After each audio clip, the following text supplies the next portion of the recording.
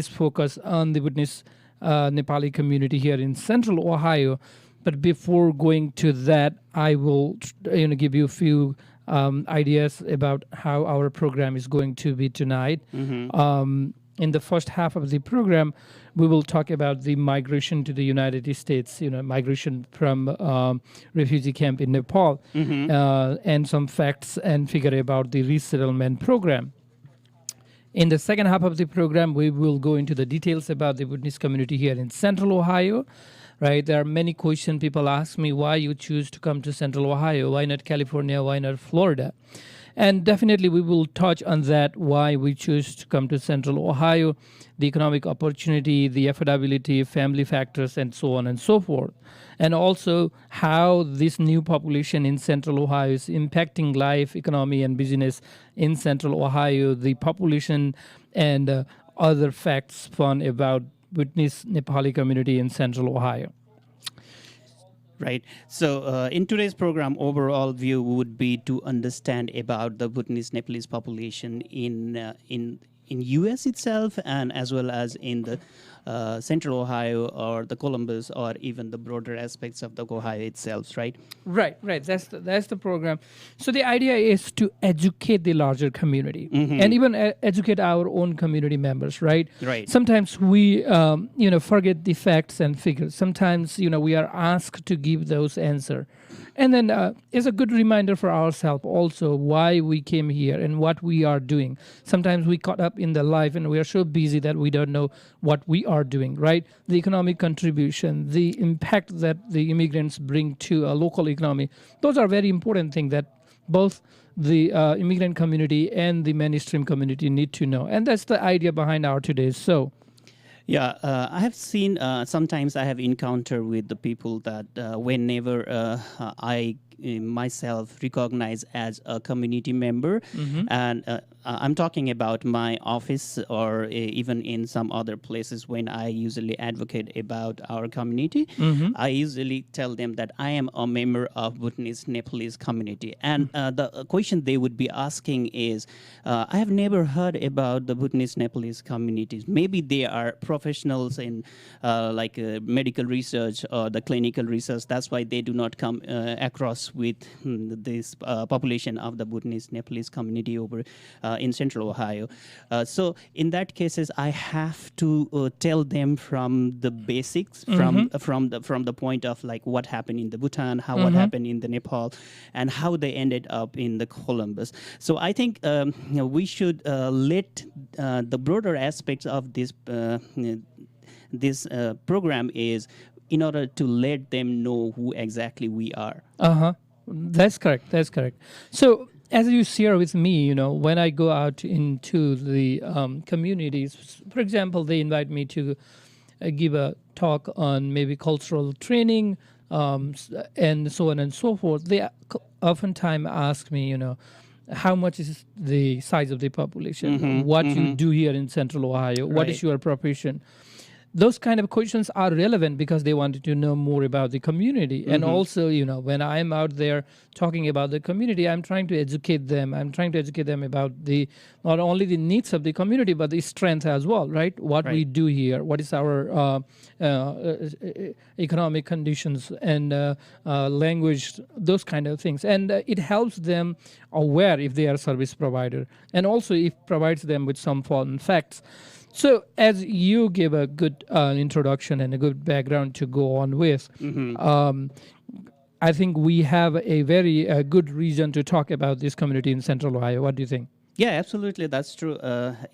It's not only for the other people to understand, but there might be some of the aspects in which I might not be knowing about that particular small facts and figures, right? And there might be some other people who might know about the Bhutanese Nepalese community, but might not be knowing about what is the broader aspects or what are those small facts and figures that's happening in the community. Right. So I think by this program, if we can bring out those small like the truth about the community, I think then we will be serving our purpose. Great. Right. So why don't we take a short musical break and then come back and then hit on our program? Yeah, I think that would be nice. That would be Okay, nice. So let's go for a short musical break. Yeah, today we are talking about the Bhutanese Nepalese community in USA in Central Ohio. So we'll be taking a small commercial break, not commercial break, but the musical Let's say break. commercial Yeah, it's break. a commercial break. Yeah. as well. So till then, tune in.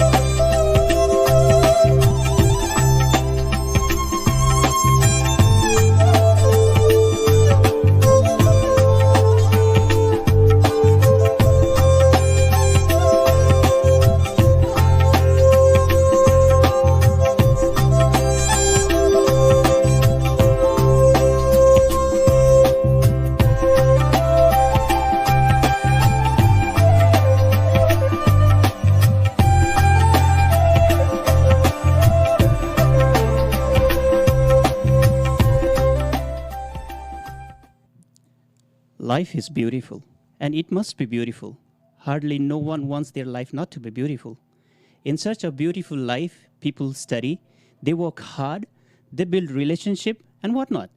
Many times, in search of strong future and beautiful life, one must leave his home, his birthplace, and sometimes his birth country. I myself left Kathmandu in 2004 in search of higher education, but I left my country on my own will. Nobody forced me to leave my country, but the scenario is not same for all, my friends.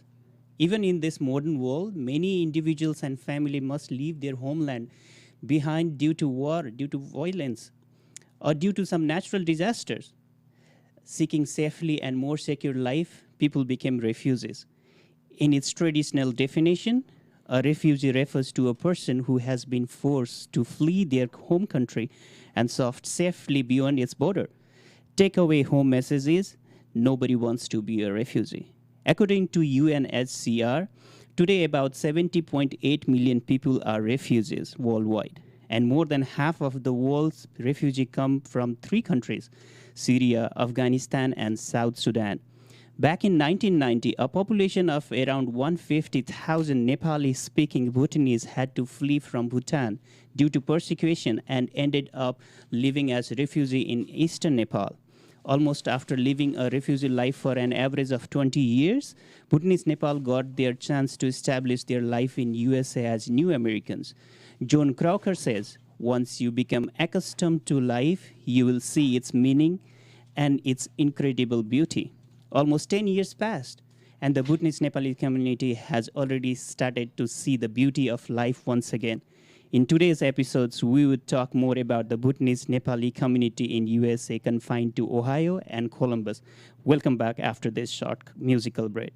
For those listeners who have just tuned into our radio or logged into Facebook, my name is Ravi and I am with Sudarshan, and you are listening to a new program called Radio Jagaran.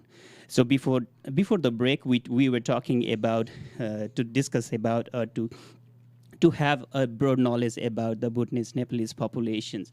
So I think Sudarshan Dai would be knowing more about the Bhutanese Nepalese populations, how they ended up coming to the US, isn't it, Dai? Yes, for sure. And that was a poetical, the introduction that you gave. So before coming to talking about the Bhutanese community in central Ohio, I wanted to share a few facts about the refugee resettlement program in the United States.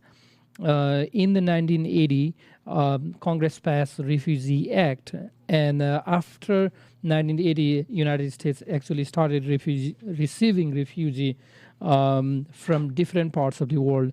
But before that, also refugees were coming to United States through other program. And after the Refugee Act, the refugee resettlement program became more organized.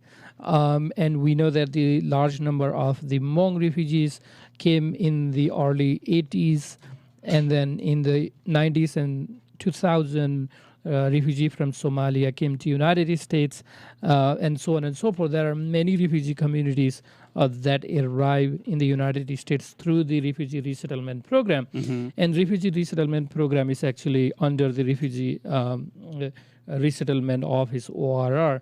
And generally it is a program through the Refugee Act of 1980. Since then, the United States has actually received more than 3 million refugees across the world. So Bhutanese refugees is a very small number if you compare to 3 million refugees that have been resettled through this refugee program. And now, interestingly, though, refugees do come here because United States and other countries open their door, right, for the refugee resettlement program. And there are pros and cons about having refugee or refugee resettlement. It comes with the benefit, it comes with the cost, and we will talk about all those cost and benefit. But before that, I wanted to touch a few key information about the Bhutanese community itself. Bhutanese refugees were in Nepal, as you said, right for over 25 years, depending on who you ask. Those who are coming right now may have spent around 27, 28 years in the refugee camp. Mm-hmm. So there are around 113,000 refugees when the resettlement program started in 2008. And so what you are talking about is the total numbers at that time? Yes, total number of refugees registered. Yeah, 2008 were 113,000. So it is the same number as of today? That number has changed a lot of time because new people were registered. There were legitimate reasons. Some people were missing, and then there were other counts and so on and so forth. But as of December 2018, 96,000 refugees were resettled into United States. Okay. But in 2015, 100,000 refugees were already resettled across Europe and America. So some of the countries that accepted Bhutanese refugees were Canada, Australia, New Zealand, Denmark, Norway, the Netherlands, and the United States. So these are 8 countries, including the United Kingdom. So these are the 8 countries that generally accepted refugees from Bhutan or Nepal. Mm-hmm. However, United States has the bigger share, right? Almost 96,000 as of December 2018. And since then, a few hundred people might have been in that number. So it's still less than 100,000 people. And these people were resettled actually into different states in the beginning, Right. depending on the resettlement agencies and so on and so forth. And there is an interesting fact to know about why this population end up coming to Columbus or Pennsylvania, Pittsburgh, or some of the other states, right? And we'll talk about that one. So for now, we have to know that Columbus, which is in central Ohio, is home to one of the largest Bhutanese community outside the Bhutan, not only in the United States, but it's the largest community outside Bhutan. Right. Although by number it sounds very small, but relatively speaking, the total population of Bhutan is less than 1 million people. So out of those, 120,000 or so were kicked out of the country during the 90s that we talked about in our last show. And out of 96,000 who were resettled in the United States, estimated 40 to 45,000 actually live in Ohio. So That's a huge number, almost like a big 50, number, right? 50%. Yeah, 50% of the resettled refugees, Bhutanese refugee or Bhutanese community members, actually are living in Ohio. Right. And out of that number, around 23,347 were estimated in the summer of 2017 by Ohio State University, were actually here in central Ohio. So apart from Ohio, what are the other states in which Bhutanese Nepalese communities are there? Like in larger amount? In larger amount. That's a good question. That's a really good question. So apart from Ohio, right now there's a good population in Pennsylvania, and then New York. Okay. And then South Carolina and so forth. But Texas do have a good population. But before going to that one, I want to share some facts about this one. When this community began to arrive in the United States, that was back in 2008. Okay. Right. So the first family actually to arrive in the United States was in February of 2008. Where did they arrive? They arrived in Washington, D.C., interestingly. Okay. Yeah. And Pingala and her family were the first family to be resettled in the United States in February of 2008.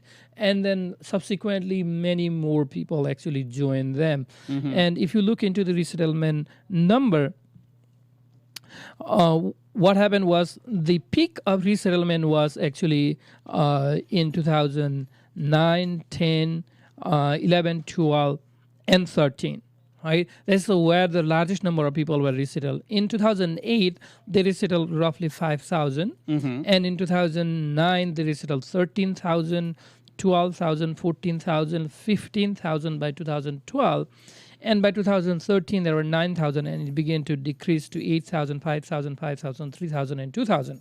So if you add all those numbers, it's 96,142 people have been resettled in the United States as of December 2018, because we don't have a number from 2019. It takes a while for the Homeland Security to to generate that numbers. To update those numbers. Yeah, I think the U.S. has always been a homeland for many of the refugees, right? Because U.S. has a long history of accepting refugee communities, whether you say it from the World War II or whether you say it from the Cold War or in 1980s or like even now in the modern world from like people from Syria, Afghanistan, or Bhutan.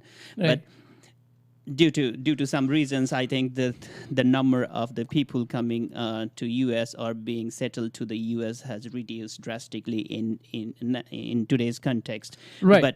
But it has always been a homeland for the most of the Bhutanese Nepalese refugees that came from the Nepal, right? Right. This is the largest reception of the Bhutanese Nepali, and as you said, the number has changed all the time. So into 1980, when the refugee resettlement program actually started, more than 200,000 people were resettled. Right. And that number keep going up and down. And if you look into the data, in 2019, only 30,000 people were resettled. And in 2018, 22,000 people were resettled. So this number keeps changing all the time. But one interesting fact is that this is historically the lowest number ever resettled was in 2018, only 22,000. Yeah. Usually number used to, in an average 100,000 people were resettled if you see this 40 years of resettlement program. Actually, this has been a 40 years of resettlement program. Right. And the condition, I think, like it's even more going to be deteriorating, right? Because I think the new government. We don't know. We don't know for we do sure. not know, but but I think there was an announcement in Right. 2019 that in 2020 the government will be hosting not more than 18,000. right. The refugees. ceiling is So I do not know what that will change or how that will change, isn't it? Yeah, definitely. That is something as immigrant community, as a member of the former refugee community, right? We are concerned about that because that number is really going down. Right. And in your introduction, you beautifully said that as of today, there are more than 70 million people displaced across the world. That's true. 70 That's million true. people are displaced, which is almost the size of the population of Texas. Yeah. That's a big number. And out of those 70,000 people displaced, 23 million people. I'm sorry, these 70 million people are displaced and 23 million people are actually registered refugee. And then the interesting thing is that out of those 23 million refugees, only 1% or less than 1% actually get chance to be resettled. So if you look into the magical number, if you are resettled in the United States, Canada, Norway, Denmark, wherever you are resettled, it's almost like hitting a jackpot, right? Out of 23 million, you are the one, you get a chance to come here. And obviously, refugees have to be thankful because, they get a chance to rebuild their life out of that, a chaotic lifestyle of, and that big number. Think about that, 23 million. Out of 23 million, only less than 100,000 people are resettled across the United States. Across the world.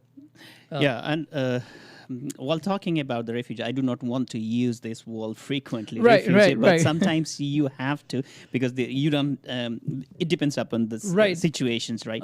But while looking at, nobody wants to be refugee by themselves. Nobody wants right? to be refugee. But when they are in that state, so you have lots of problems, right? So you need to have a solution, and somehow, somewhere, if the solution is to have a resettlement, then I think the U.S. Has done its incredible job, or the UN has done its incredible job, right?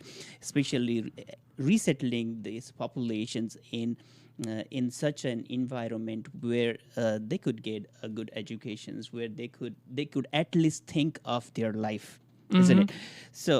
So somehow, I think we should look into that aspects of the life as well. Oh, right? yeah, for sure.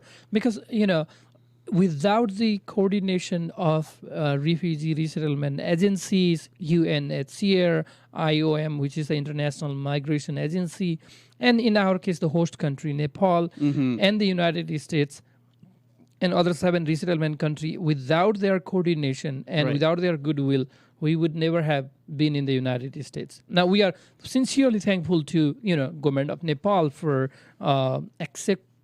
opening this opportunity for us. At the same time, United States and United Nations work to make this happen. And it requires a big amount of coordination across the globe. This is not an easy task to do it, and we are always humbled and thankful by that fact. Yeah, that's what I was thinking to ask you in a simple way, that since you have gone through that phase, right? We do not know much think about it, and moreover, many people might not be knowing about it. For a general resettlement, how long does it take? So that's a super, $1 million question. Okay, everybody asks, how long does it take to be resettled? Yeah. What is the refugee resettlement process, right? Yeah. How this refugee end up coming to United States? Let's say from the context of United States, and oftentimes the larger population do not have a knowledge or information, and sometimes they have a biases. They get this. News feed, which is sometimes very wrong. Now I want to give you some facts. Okay, generally, the UNHCR, which does the resettlement program, says the vetting process, which means if you are registered as a refugee, it takes up to 2 years to go through that vetting process. So what is a vetting process? Vetting process is a thorough and rigorous background check and interview that each refugee has to go through. They have to pass this number of exams before reaching to the Homeland Security exams, right? It's sort of an exam, it's a test that they will ask at a multiple time, and they will compare those answer and see if they are telling a lie. And then you have to go through a series of background check with the FBI, with other agencies that, international agencies that do FBI check. Could be Interpol if you are suspicious. And only a small number of people actually pass through overall if you look into it. Okay. And as I said, it takes up to 2 years. And sometimes people, in my own community, people have spent 5 years, 6 years, 10 years to go through the vetting process. And it's a difficult process. You have to really get through it. You have to score a good number in terms of, who you are, what is your background, what you have been doing back in home, so on and so forth. So it just depends upon what you say, or they will verify the process as well. Like if you say, I used to be a teacher back in Bhutan, but do they verify this process, or it's just like that? Yeah, that's an interesting question. There are many teachers from our community, right? But that's a good example to give. If somebody says that, I wasn't politically involved in Bhutan, right? I am prosecuted because of being who am I? I am just a minority in my country, and I'm being prosecuted for just being a minority. So if you give this statement to, let's say, Homeland Security interview, they will verify it. Right? They will seriously verify it and try to find out whether you are involved in any political activities or not, and so on and so forth. Whether you are involved in terrorism cases, or whether you are involved in some communist activities, right? Okay. There are certain strict guidelines, and you have to go through those. I was trying to say you have to pass those tests. And going through that number of tests, and then the last one is the medical test. You have to pass a medical test. So if you want to come to United States, and if you have certain communicable diseases, you won't be able to come in. Let me give you an example. If somebody is diagnosed with latent tuberculosis, right? Yeah. They have to stay back in camp or back wherever they are for 9 months. To complete the course of medications. Right. And then they have to go through the medical test once again to make it really clear that they have no more tuberculosis. I'm just giving one example. Yeah.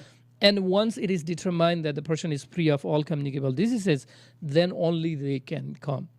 Right? So they go through all type of communicable diseases and whatnot. But if somebody has a cancer, for example, or has a condition of heart failure or something like that, those are not communicable diseases. So in that case, they may get a priority.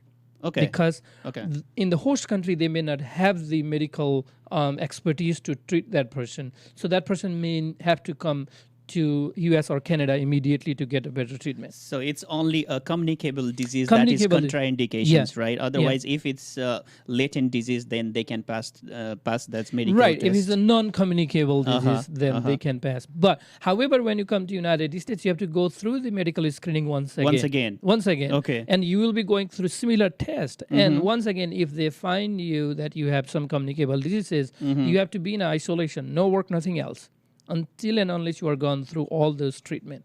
So this is the snapshot of the vetting process and how you end up coming to United States. Yeah, it's not an easy process though. Like whatever that happens back in the camps, but when you even end up in United States, it's not an easy way process, right? Yeah, it's a difficult process. I can understand about that. So do you have any other things to talk about the first priority, like the first half? Sure, yes. Maybe we want to take a break here. But quickly, the first phase of the our program is to touch base on that one, right?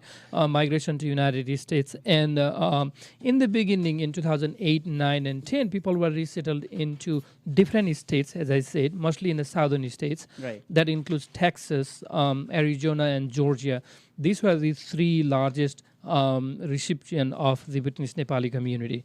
And slowly, people begin to move towards Ohio, Pennsylvania, New York, and North Carolina, and so on and so forth.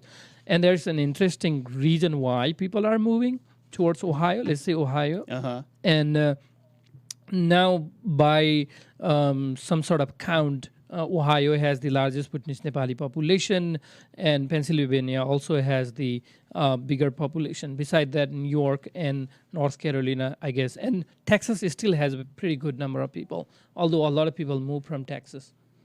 Yeah, so today we are talking about the Bhutanese Nepalese community in USA, and particularly in Bhutanese Nepalese community in the central Ohio. The studio clock shows 6:30 T, and it's a perfect time for a short musical break. So here today we have a beautiful piece from I think Naveen Bhattarai, and it says Akhama. So enjoy this song and don't go anywhere. We'll be right back. This is Ravi and Sudarshan from Radio Jagaran, the voice of America. New.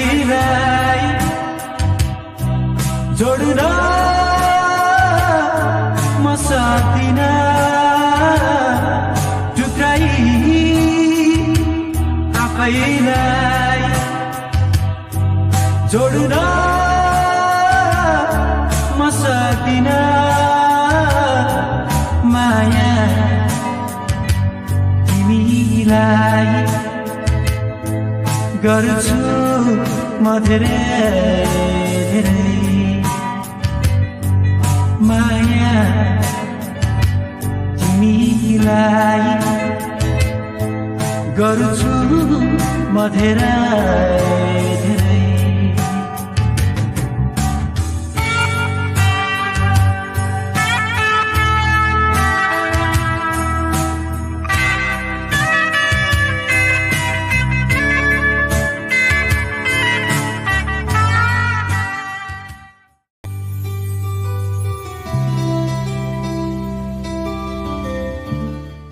My Voice, My Radio. Listen live every Sunday 6 to 7 p.m.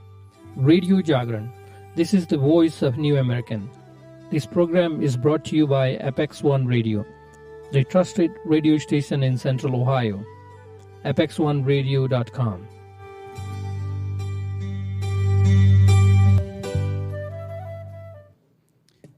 Welcome back after this short musical break. For those listeners who have just tuned into our radio or just logged into Facebook, my name is Ravi and I'm with Sudarshan, and you are listening to a new program called Radio Jagaran, a voice of New Americans. Today is the second episode of this program, and this program is broadcasted every Sunday from 6 p.m. to 7 p.m. You can hear us anytime through APEX1RADIO.com. Also, we are live on Facebook through Jagaran America and Columbus Connection page. Today we are talking about the Bhutanese Nepali community in USA and Central Ohio. So before the break, we were talking about the Bhutanese community, about how they came up and ended up in USA, or how they came up in the Central Ohio. So I was going through different pages, and I could see that there is not a defined number of Bhutanese Nepalese community in Central Ohio. It depends upon different pages to pages. Some says 20,000, some says 23,000, some says even 35 or 40. It depends upon person to person. So I don't know whether how roughly you can say what is the total number of populations in the Central Ohio. So. Not roughly. I want to say how precisely you can say. Yeah. You can say the number in Central Ohio. So you said, a lot of people say, oh, there are 30,000, there are 40,000, but that's very hard to quantify. Back in 2017, the Ohio State University did a survey, and based on that survey, there were 23,347 individuals. Give or take few thousand up and down, right? That's not really a precise, but as precise as we can be. So 23,000 in 2017, and the migration is still, the secondary and tertiary migration means families moving to Central Ohio hasn't stopped since then. So by that account, let's say around 25 to 28,000 at the max, But to give you a very safe number, I would say 25,000. Okay, and then still, whenever I have to write somewhere else or whenever I go for a factual number, I still give 23,347. Okay, so that's an official number. Somehow official. That's an official That's depend number. upon somebody did a preliminary counting, and right, that's how right. they did a survey. I don't know how they did it, but it's coming through Ohio State University, so we'll take that number, right? Yeah. And it does sound, because there are other agencies also in the Columbus Dispatch published article. It says there are roughly 30,000 Bhutanese Nepali in Central Ohio. That's what I was talking about, because I was looking at some of the paper, and they were talking about 3,500 or 3,000. So in that cases, I think I would take your number as to be an official one. But still, about something around the average of 23,000 is a huge number, right? Yeah, that's a huge number given a new community. As a new community. Right. But even in the Columbus is a big city. Yeah. Right. Where are they exactly located? Oh, good. So Columbus is pretty big, because Columbus is the 14th largest city in the United States. It does not sound like that, right? It's the middle of nowhere. You can say it's the middle of the cornfield. But it's gaining the size and popularity of bigger city in the United States. Still, it's a mid-sized city, although it's ranked 14th largest. Now, obviously, people are not living in the city itself, right? When people move to Columbus, whenever they move, they tend to move in Columbus. And that was also especially in the north Northland area. So Northland area is generally a zip code 43229 and 43224. In the beginning, people actually moved to Northland area for a couple of reasons, and eventually people began to move towards other suburb cities. Right, there's a big city in the middle, and then there are smaller city around Columbus. Columbus is also called a donut city. Yeah. It looks like a donut. There are smaller cities surrounding the big city in the middle. Right. And Bhutanese community, Bhutanese Nepali community as we call, is generally found in, that's not the right word, but I'm making this as an interesting way to put that. They are generally resettled in Westerville, Gehenna, Black Lake, Reynoldsburg, Etna, Pickerington, Canal, Winchester. So these are the other smaller cities in the suburb. So they begin to move towards suburb in the last 5-6 years. And that movement is still going on. People are finding ways to move towards, their chosen place, let's say. But still we can see the population lives within the greater Columbus, if, we can put that way as well. So do we have any specific reason why initially they were in the central Columbus or towards the north side, and then they moved towards the periphery? Do we have any specific reason for those movement, or I would say the internal migration or internal migration? Yeah, secondary to tertiary migration. Tertiary migration, I would say. You are a science guy. Yeah. And I'm also a so-called science guy. I'm a social science guy. Right. And then we always go back into finding a region. Without a region, nothing happens. Yeah, almost absolutely. anything. That's true. Whether there's a social movement or whether there's, you may call it a biological, I don't know about the hardcore biological science, but in a social movement, there is obviously a region. Without region, nothing happens. Let's put it that way. And obviously what we had seen is, first we have to know what was the reason to come to Central Ohio. Okay. And then we can go into why people move towards suburb within Columbus. Yeah. You understand? No. I was just saying. I was just thinking. Why? What exactly the people are doing in the Central Columbus, or what make them come to the Central Columbus? That's the first question. Yeah. Right? If you look into the resettlement data, as I was talking before the break, people were resettled into southern states. They were resettled across the United States, but majority of them were resettled in Texas, Arizona, Georgia, and so on and so forth. And why people decided to come to Columbus? Why people decided to come to Pittsburgh, Pennsylvania, right? These are the two big cities where there is a good chunk of population living there, more than 50% of the population. Now, we don't have facts. Okay, we didn't do any research. The only way we could figure out was very anecdotal. We asked people. It's kind of a research, it's kind of a survey, but not a formal survey, but more an informal survey. We asked them why you decided to move to Columbus. Okay.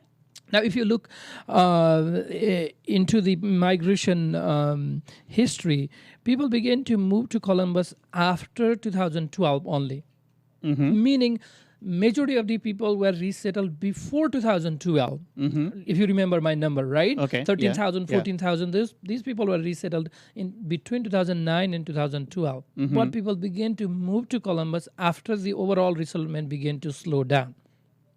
Now, during the major resettlement program, United States was going through the economic recession. Right, the big economic recession in 2008, and United States was slowly gaining that through that recession, and in 2010, I guess, John Casey became the governor of the Columbus, and then he get rid of the collective bargaining law, and he gave incentives to a lot of industries, and those industries began to move to Central Ohio. You name the big brand name, the L brand, and Amazon eventually came here, and Abercrombie and Fitch. The list goes on and on. Even the Honda company, which is the big manufacturer of the automobiles and other electronic gadgets, decided to move to Central Ohio. And what it did, it created a lot of jobs, the entry-level job, right? And because they got the incentives to move into Central Ohio, they were creating jobs.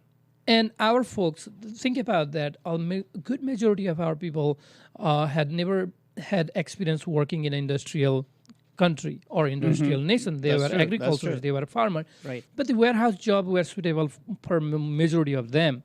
And that job opportunity actually created the migration. That's the primary reason we have seen in our anecdotal kind of survey or informal survey, I would say. Second thing, when people find job, your family member move in here, and it's still this is a tight knit community. Meaning, I am well connected with my uncle, granduncle, and extended family member, maybe my cousins, third cousins, and fourth cousins.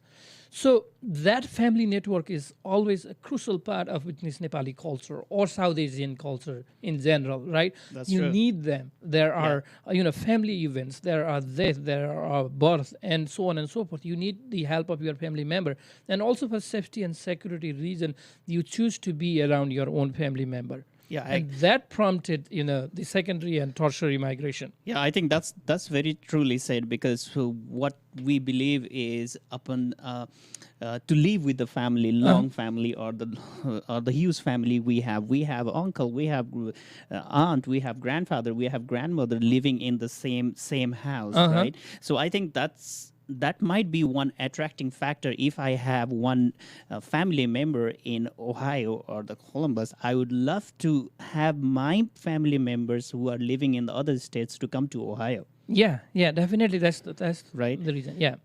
So that might be one. There might be other reasons as such, but the major one is the family movement, and the other one would be the job opportunities, right? So that's why the people were moving. But definitely said when A few things I want to add quickly. yeah. We have seen employment opportunity, family, Right. and religion also played a key role. And the other reason was affordability. Columbus was relatively cheaper. Right? I think that we is wanted one to thing be to be homeowner. added We want to for buy sure. home. We want to live in a place that we can afford. And a mid-sized city is pretty affordable. My own family member moved from Chicago, and their experience paying like $2,400 month rent Right. was scary to them, and Yeah. they could afford to live in a good decent house for $800-900 here in Columbus. Yeah. Yeah.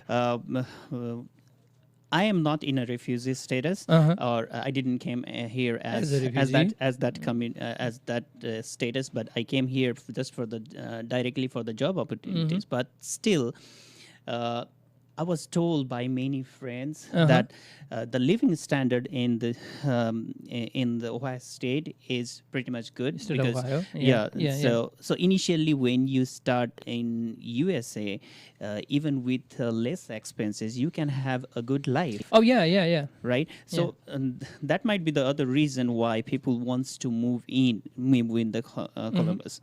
Right? Yeah. But having said that. Definitely, there would be lots of cost involved in the resettlement process. Maybe in the like when U.S. would bring them to the government will bring them to the U.S. or whenever there is an internal migrations. So, who exactly bears these all costs for the resettlements? Okay, that's the bigger elephant in the room, right? People always talk about how much it costs to resettle refugees. Yeah. And oftentimes you would hear, that refugee program is very expensive. We are just spending our money into this resettlement program. Or we are draining our this and that, and the refugees depend on the welfare dollar and so on and so forth. But the fact is far away from those kind of gossip talk. Let's be clear here. Although it costs to resettle refugees, that's for sure, because without spending a dollar, the refugee won't be able to come. But refugees pay back, and nobody talks about that. Now let's go into how much it costs. As of 2018, the federal government actually spends $1,000 per individual refugee, to resettle in the United States. That's an average cost, right? For some family, it may have cost $1,200, $1,300. For some, it can go down. Now, overall, in the 2018, right, the resettlement expense was, okay, let me pull my number here. It's $526 million. Okay, that's the resettlement cost. That's a big amount. $526 million to resettle refugee in 1 year. Right, that's how much it cost. But if you think about how much refugees give back, you will be just baffled. So the Migration Policy Institute did a research. They did an extensive research for 10 years from 2005 to 2014. And they found that the net contribution to the U.S. economy, was $64 billion during that 10-year period, right? So that $526 million becomes very small. Now, I want to give you another interesting fact about Columbus itself.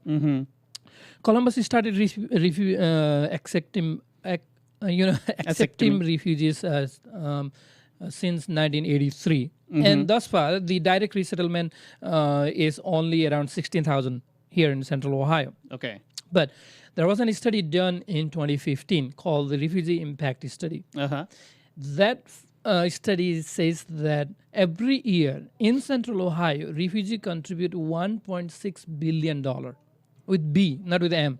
$1.6 billion to local economy.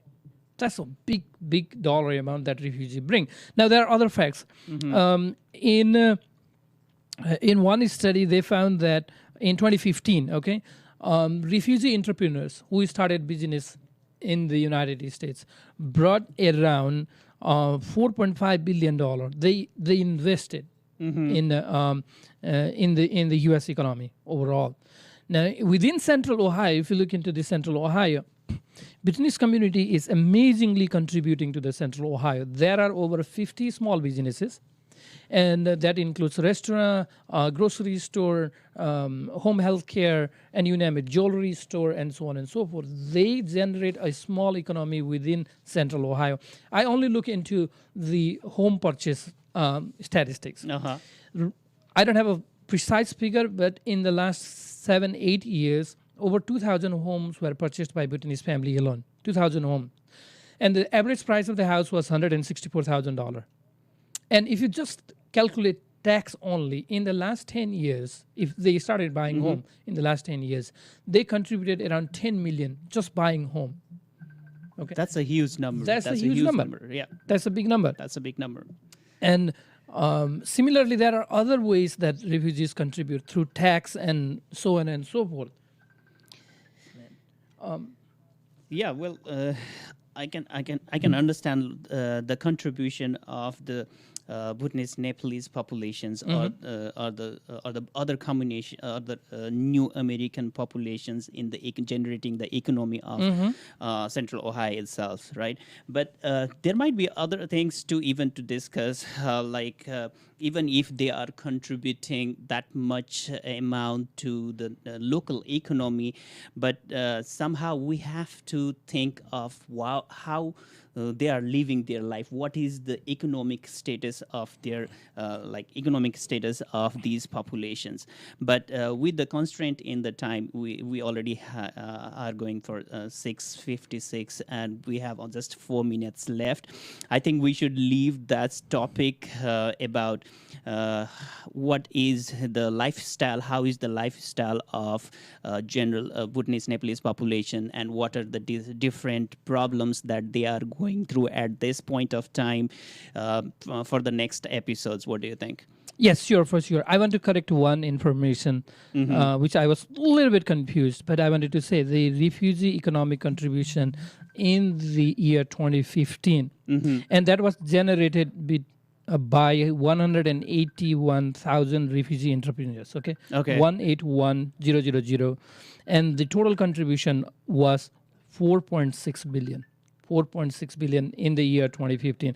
So this is how United States, we pay back. So you give us this opportunity to come to United States, and we will work hard to pay back to the economy. We will support the local economy. We will support the overall economy. So bringing refugees is not a loss. Bringing refugees always, again, both economic and the humanitarian and moral, ethical principle. Everything you calculate, bringing refugees is always a plus point.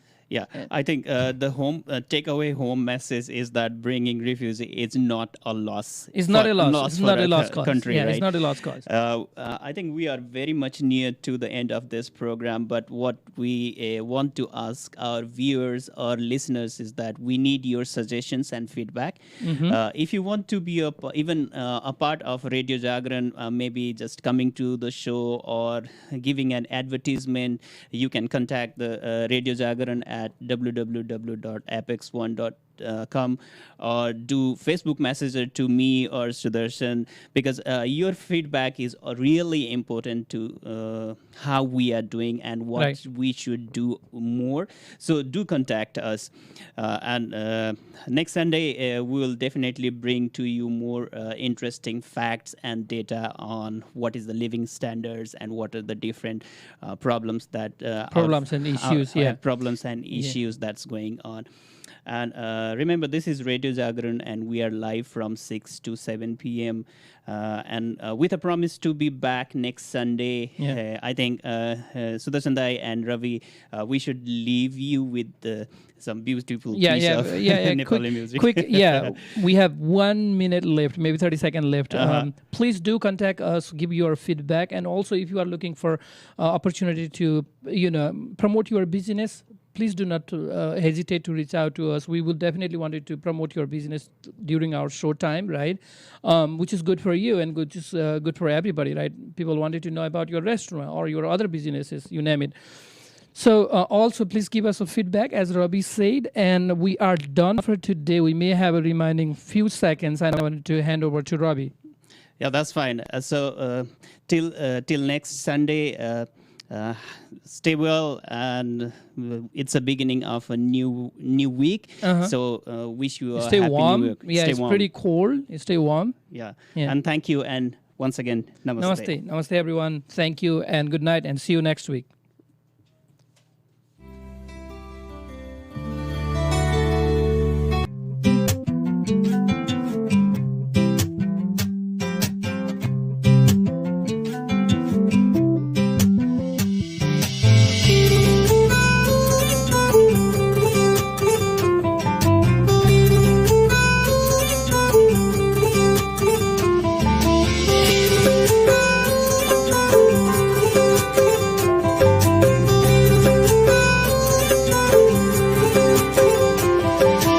असारे महिना सिमसिमे पानी परिरहेकै छ नि तिमीलाई भेट्न भनेर छाता ओढेर आको सानी असारे महिना सिमसिमे पानी परिरहेकै छ नि तिमीलाई भेट्न भनेर छाता ओढेर आको सानी हावा चल्यो सिरिरी यादै जिरेरी म बजाउँछु मुरली तिरेरी तिमी नाच्छ फेरि हावा चल्यो सिरिरी यादै जिरेरी म बजाउँछु मुरली तिरेरी तिमी नाच्छ फेरि तिमी नाच्छ फेरि लहरी नाच्छ फेरि